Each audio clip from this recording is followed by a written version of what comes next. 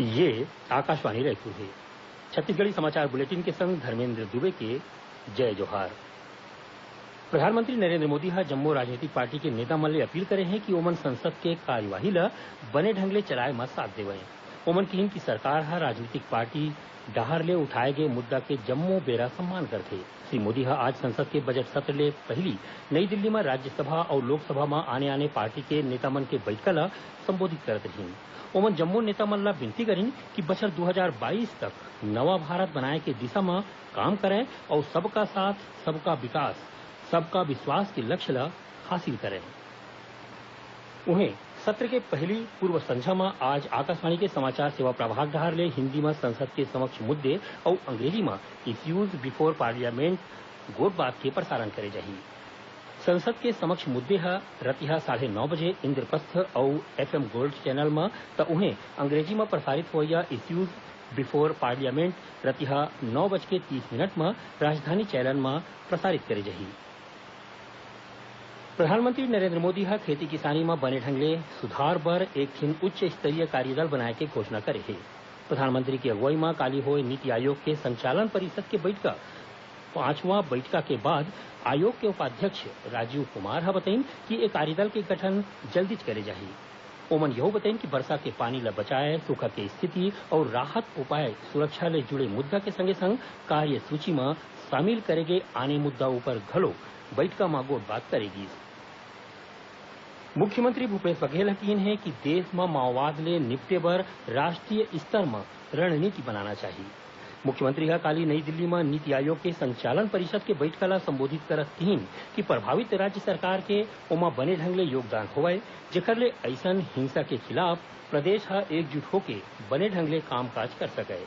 श्री बघेल ह माओवादी मन के आत्मसमर्पण अउ पुनर्वास नीति ल घलो एक घांव फेर देखे के मांग करिन।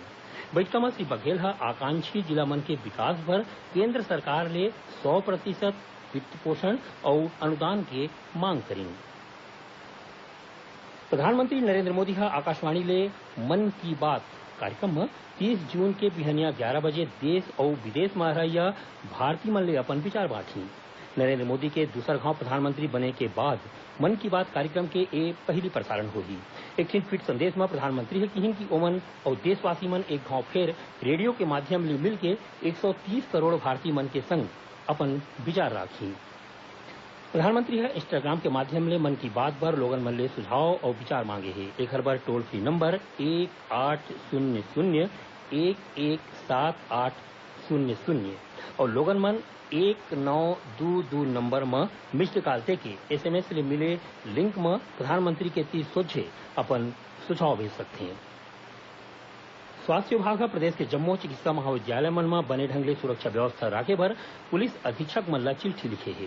रायपुर, बिलासपुर, बस्तर, राजनांदगांव, रायगढ़ अउ सरगुजा के पुलिस अधीक्षक मन ल लिखे गे चिट्ठी म महाविद्यालय मन म बने पुलिस चौकी मन म बल के संख्या के समीक्षा करे अउ आघू जरूरत पड़े ऊपर अतिरिक्त पुलिस बल तैनात करे बर कहे गे हे। जानवर के मुताबिक कलकत्ता म चिकित्सक महाविद्यालय म जूनियर डॉक्टर मन ले विवाद के बाद प्रदेश के चिकित्सा महाविद्यालय मन म सुरक्षा व्यवस्था ल अउ ठीक ठाक राखे बर व्यवस्था करे जात हे। काली कबीर जयंती हरय ए मौका म संस्कृति विभाग डहर ले रायपुर के मेडिकल कॉलेज सभागार म एक ठिन कार्यक्रम राखे गे हे। कार्यक्रम म पद्मश्री प्रहलाद टिपानिया ह कबीर गायन के प्रस्तुति दिही। उन्हें कबीर जयंती के मौका म काली प्रदेश म मांस बेचे ऊपर रोक रही। नगरीय प्रशासन और विकास विभाग ह ए दिन मांस बिक्री के दुकान मन ल बंद राखे के आदेश जारी करे हे। प्रदेश के सरकारी और पंजीकृत मदरसा मन म कक्षा पहिली ले 8वीं तक पढ़इया नोनी बाबू मन ल 20 जुलाई तक मुफ्त म ड्रेस बांटे के निर्देश दे गे हे। आईसीसी विश्व कप क्रिकेट प्रतियोगिता में आज मैनचेस्टर के ओल्ड ट्रैफर्ड मैदान में भारत और पाकिस्तान के बीच मुकाबला हुआ थे। समाचार लिखे जात तक भारत ह 44 ओवर में 3 विकेट के नुकसान में 286 रन बना ले है।